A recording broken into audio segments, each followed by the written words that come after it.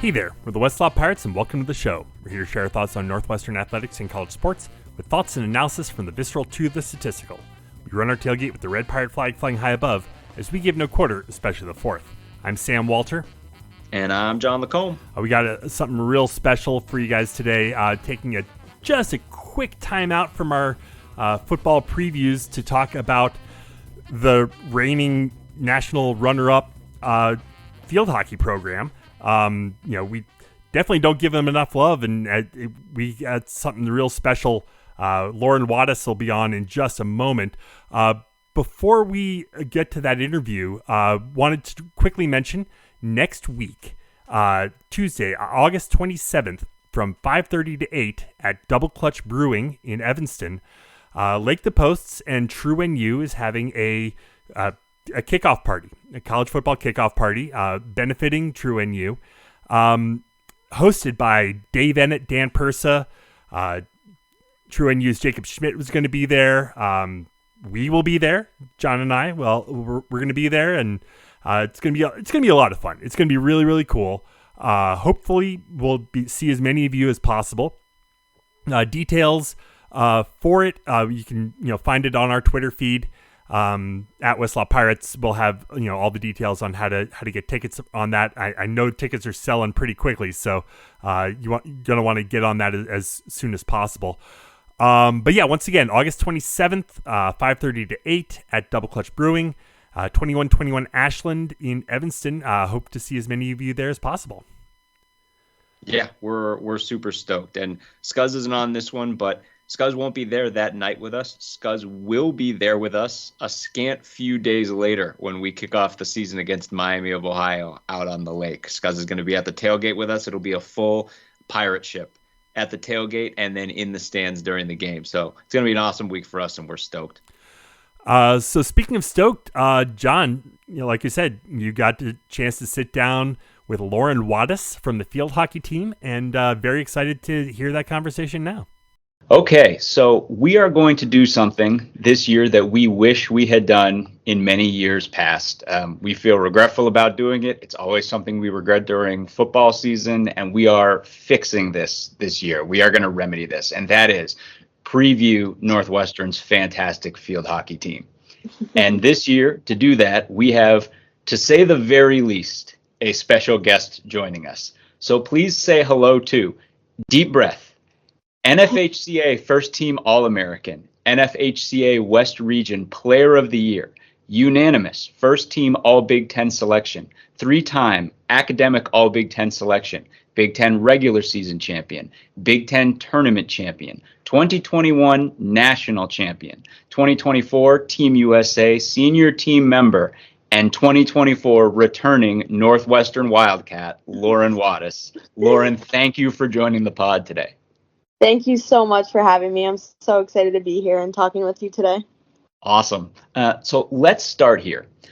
Beyond all of your individual honors, all of the accolades that I just listed and all the ones that I didn't list, over the past 3 years, I realized that there are few, if any, NCAA field hockey players, if not field hockey players, period, who have played more field hockey than you have. You've played 3 full college seasons, all of which ended in the national championship game, including 1 NCAA title in 2021, and then 2 overtimes and a penalty shootout, famously, in 2023.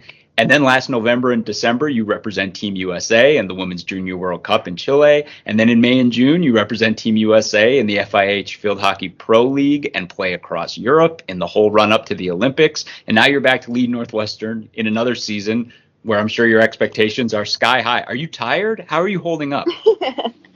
I'm doing well, honestly. When I got back from Europe in June, I was able to take a little break and reset before the season, and now just really ready to go and super excited for the team being back. And, I keep saying that we have unfinished business from last season, so just really looking forward to it and super excited that we've already started. Everyone's back on campus, and we're getting going. So before we get into this exciting upcoming season, we wanted to talk Team USA because we're coming off this Olympic summer, which had a ton of interesting ramifications for you interesting ramifications for other Northwestern field hockey players and for Coach Fuchs. But first, can you talk us through this timeline of your summer with Team USA? Like, when did you join the team, and where and when did you play this summer? Yeah, so I was I joined the U21 team my sophomore year, and traveled a lot with them between Pan Am Cups, Junior World Cups. We did a Five Nations tournament in Ireland, so a lot of travel with them. And then last May, I was added to the senior national team. Honestly, a dream come true from when I was a young girl going to Spooky Nook in Lancaster, Pennsylvania, going to watch them play. Honestly, my dreams came true when I got the list out and found out that I had made the team. From there, was just traveling to Charlotte a bit to train with them when I could.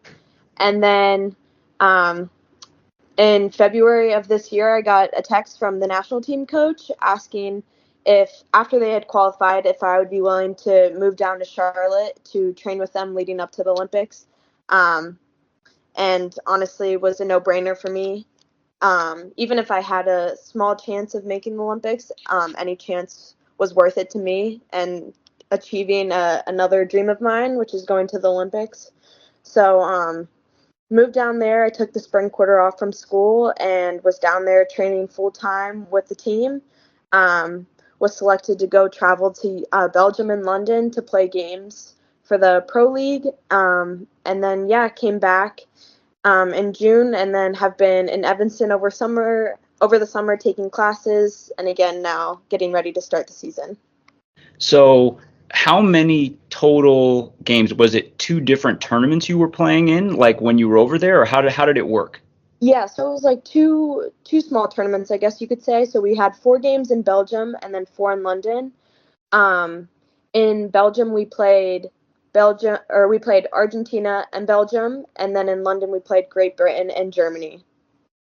So aside from just, the idea of playing field hockey at the highest level with Team USA on your chest, which is of course an amazing thing, well, I guess including that, what was this experience like for you? What is it like, wearing that uniform, playing in those tournaments at the highest level, and then also just experiencing all the travel that comes along with that, and the whole just a summer in multiple countries playing high level field hockey? Yeah, every time I'm able to represent my country and have USA on my chest, it's just such an honor. Very prideful moment, being able to stand there and sing the national anthem with my teammates. But playing itself is just, again, such an amazing opportunity, and playing the best teams and players in the world will never get old. I enjoy it every single time, and honestly, just being able to experience what being a pro athlete is like, and full time is just dedicated to field hockey, which was very cool to experience. And it was a great experience for me. I loved being down there with the girls and just being, in a highly competitive environment every single day, pushing the limits. It was a great experience. I'm just so curious because we were all able to watch some of Maddie Zimmer's videos and the run up and going to the Olympics and everything. Mm-hmm. And I think it gets everyone curious. Obviously you weren't selected for the Olympics, but were part of this whole run up to it and multiple European, what is it like traveling with a national team? How does that work? How much, you go to Belgium, how long are you there for that tournament? You go to London, how long are you there for that tournament? And then is it just field hockey the whole time, or are there team events, or how does it work? Yeah, so we like to travel, get there a few days beforehand, just, adjust to the time zone, get our legs back from the travels, get a few practices under our belt before the games begin. But no, honestly, traveling with them is amazing. It's definitely field hockey. We're busy with meetings and practices, film on your own, so that takes up a lot of time. But they are very respectful and conscious about giving us time for off days and, going to sightsee, but obviously being smart with it and not walking a bunch of miles. But yeah, so my family was actually able to come to London to see the games, and I was able to hang out with them one day and go sightseeing with them in London, which was awesome. And I was really excited not only to represent USA, but also to have my family there. That was the first time they were able to come to a different country to watch me play for Team USA. So it was very awesome to have them there. Yeah, I mean, it sounds the whole experience, and I think that was something that I think we were all experiencing too. Is just it had this the whole Northwestern Field Hockey community. It felt like everything was. I mean, obviously, we're all used to having just a team. You won a national championship. This team's played in 3 straight national championship games. Like, we're used to this team being at the highest level of field hockey. But there was an extra component to it this year because we're all like, this is like Olympics. We have all of these national team members. We have 2 Olympians. We have a coach who's at the Olympics. When you all returned to campus, like, were you like, was there a lot of story trading about like all of these international experiences? And was there like a time, did our Olympians sit down with the team and be like, hey, this is what the Olympics were like, et cetera? Yeah, well, I was able to come back in May for our banquet. So there was a lot of sharing stories for that, what my experience was like down in Charlotte up until that point. I hadn't traveled to Europe then at that point, but I definitely shared some stories with them when I got back to campus. They were all very intrigued to hear what it was like and how that experience in Europe was like and playing those teams. But yeah, with Maddie and Ashley, they just returned to campus a few days ago because they needed their proper rest when they got back. So they're back on campus now, and I practiced today, so we were able to see them. And it's very cool hearing their stories about being at the Olympics and seeing their Olympic ring tattoos. So we're just very excited to have them back on campus as well. Yeah, I confess that I watched the entire opening ceremony and I was unsuccessful, but I was searching for them on the boat. Like, I was extensively being like, they had to be on the boat somewhere, but I couldn't find them.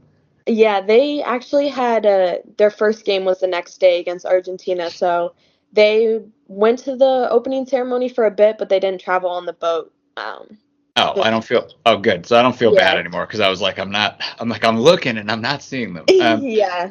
No, yeah, they had to get to bed for the game the next day. Gotcha. I wanted to ask something that I think I was fortunate to talk with you in the spring, and we talked a little bit about this then, and I wanted to drill down on it a little bit more, which is one thing that a lot of people who don't follow field hockey closely might not know is not only how international field hockey is, but in particular, just how much Dutch influence there is on the sport. And NU has, by my count, 3 players from the Netherlands on the team right now.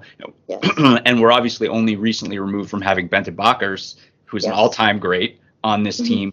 Is the Netherlands' influence on the game something that you sense while you're playing in Europe? Is that something where it's like it becomes more apparent when you're playing in European tournaments?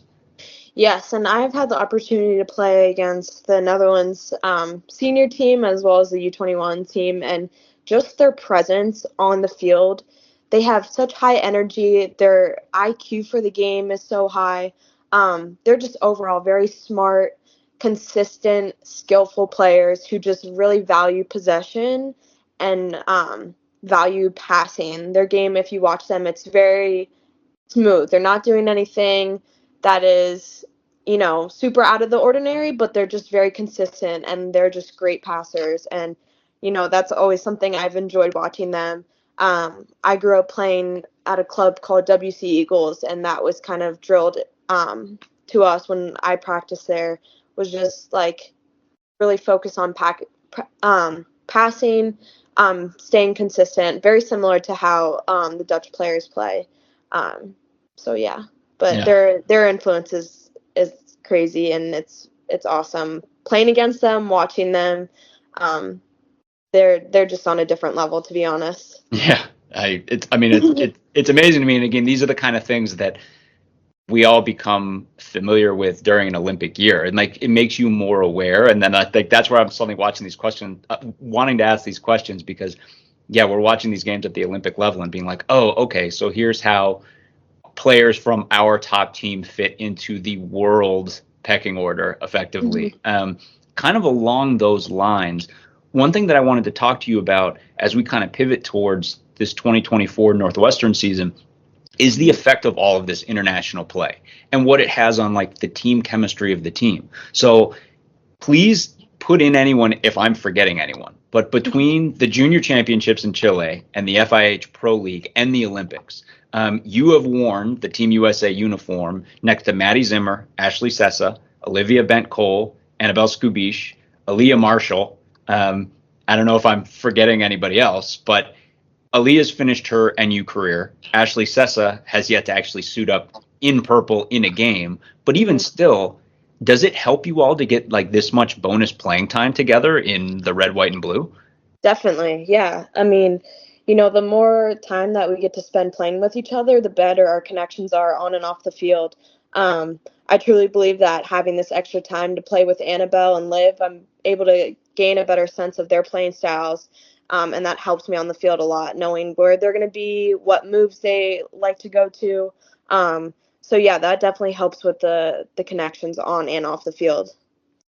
Gotcha. So on to the 2024 season. So we alluded to it off the top. Yeah. We all know how last season ended.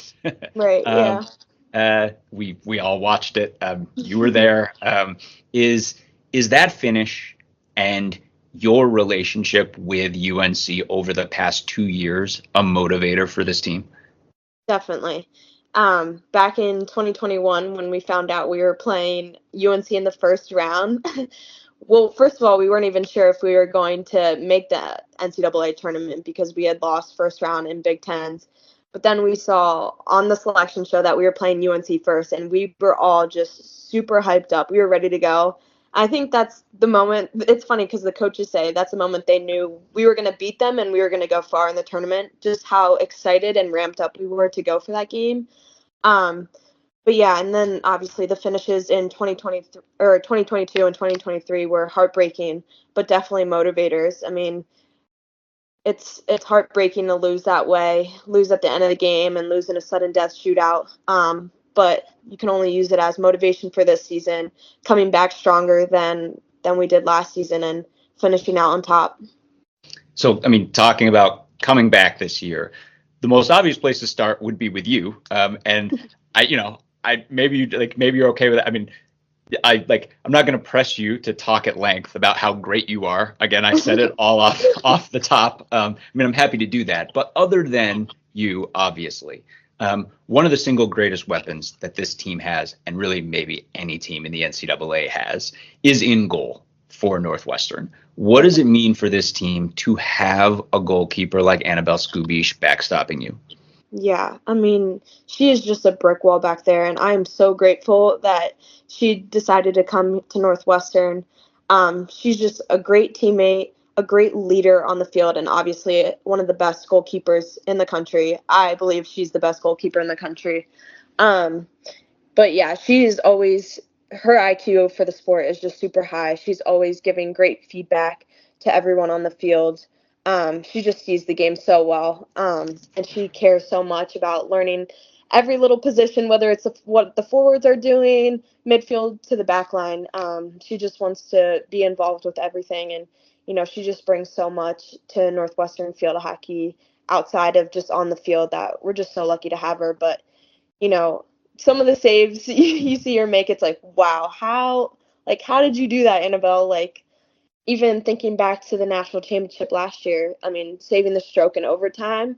I mean, honestly, in my head, I was like, I believed in her, but it was just like, wow, overtime stroke, this is hard. And then, she just pulls out something like that. She is just a clutch player as well. And again, can't emphasize enough how grateful to have her here and also to play with her at USA. We're always travel buddies for those things, and lucky to have each other here and for USA. Yeah, I've read some of the reporting that Inside NU has done on the field hockey team, and I'm so impressed with her, the level, the standard she holds herself to. Yeah. And I'm almost reading and almost being like, like at once being like, you need to back off yourself a little bit because you're so good. like She you're does holding not yourself. know how good she is, for sure. Yeah, but then at the same time being like, I I suppose that's part of the wiring that makes someone that good, and you would know better than anybody. But another player that I wanted to talk about, and this goes to this whole non-standard Olympic year that we just went through, and the effect of that year on this team is titanic in terms of who is rejoining the team this year. So you've obviously played for years with Maddie Zimmer, who took a year off to prep for the Olympics with the national team. What is it like getting Maddie back to the squad a year later? Yeah, we're super happy to have Maddie back, and just having her experience now playing internationally and playing at the Olympics. Just sharing that level with us, and kind of holding us all to a higher standard now, on the field, especially knowing how that next level plays. But yeah, Maddie just brings a lot of speed to our game. She keeps the tempo high, and we're really excited to have her back and have her threatening on our outside midfield. So really looking forward to having her back and getting her back in the groove with us. So maybe the other biggest name, and this again goes to, and it folds into this whole Olympic thing that we were talking about, and those of us who are not huge fans of the sport of field hockey outside of the Northwestern piece of it, and then kind of discovering all of these different things as we learn about the game overall. But it has become very clear to us that within the field hockey community overall, Ashley Sessa is a really big name, and that it's a name that Northwestern fans aren't familiar with the way that we're familiar with Maddie Zimmer because we watched Maddie play. But it's become very clear that this is a big time player who, played 1 year at UNC, took a year off to play with the Olympic team.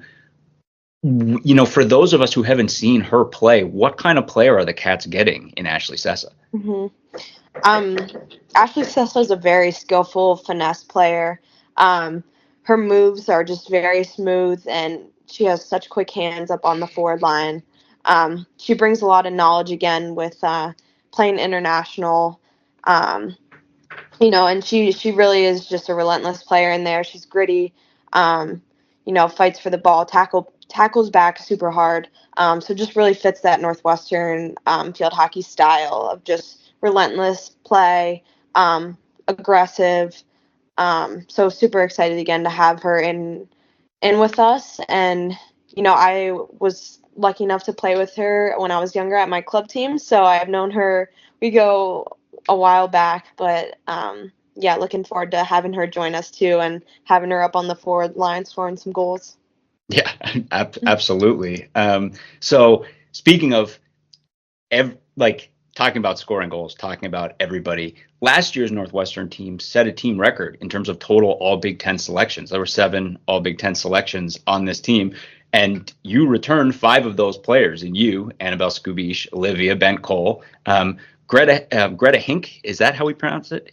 Hinky, Greta Hinky, and Ilsa Tromp, plus a multi-year All Big Ten selection in Maddie Zimmer, and an incoming former All ACC player in Ashley Sessa. So when you have this many all conference level players, what does that do for the overall mentality of the team and for all of the younger players on the team to have this collection of accolades all working together on the team at the same time? Yeah, for us individually, it's not. All of that stuff is just bonus to us. We really just care about winning the Big Ten regular season, the Big Ten tournament, and winning the national championship. But it's amazing to be recognized and have those accolades. I think every one of us is deserving of that, and there's so many other players that go into that as well. But we're just excited, and I think holding that the standard super high during practice and during games is just going to be really important for us. But returning that many players is just super exciting. Obviously missing Aaliyah, Peyton, and Lindsay this year, but we're returning a very strong core group, and yeah, just really looking forward to it. when we talk about that core group, I mean, I just mentioned a lot of players, but who are some other players, be they veterans, be they incomers, where you just think like Northwestern Field Hockey fans should get psyched up about these people? Just anyone you want to highlight, we'd love to hear about. Sure. I'm definitely going to highlight Erin Chris. She was out last year with an injury, but she stepped up for us 2 years ago when we needed her for shootouts. She's a lefty, and I know there's videos online. She just is so great and so sneaky with her shootout. So she stepped up for us in big moments, but she just brings a great energy and great leadership skills to the team. And, she's always, her work rate is just always 100%. She's always given it all during practice, during games, and is always ready to step up at any time.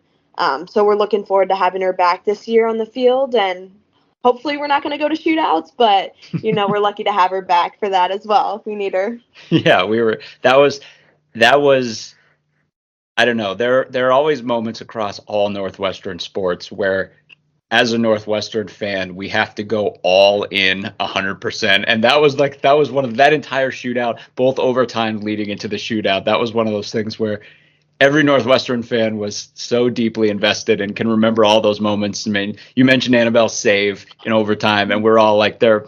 It's that's all locked in. And it's that piece where totally understand and obviously totally get it from your perspective that that's a rough way for it to end in a situation like that.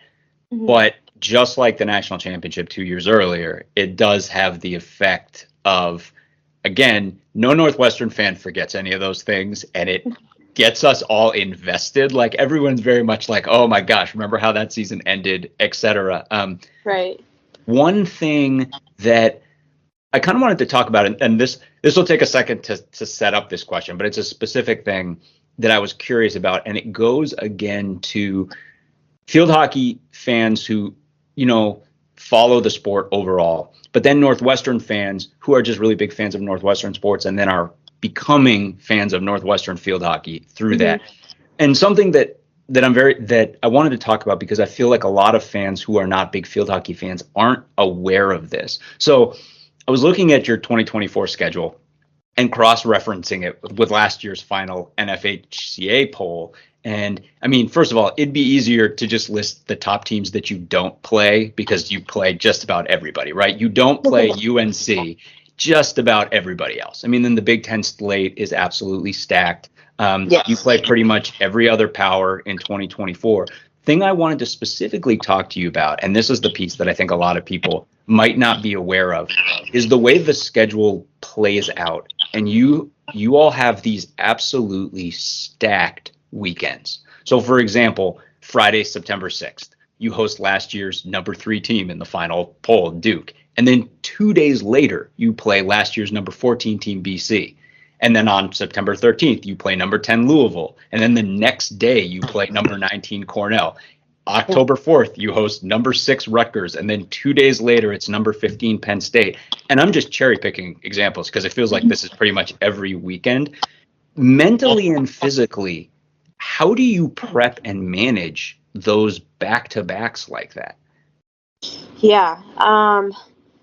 I mean, we're lucky to play such a strong schedule. I think it really prepares us well for postseason play.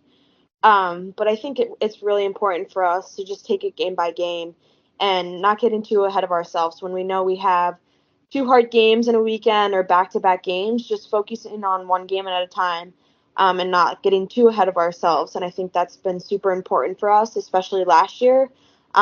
We really just stuck to that mentality and ended up 21-2. We lost the first game of the season and the last. So I think, we know it's going to get hard during season, and we know it's going to get hard when school starts and midterms are coming around.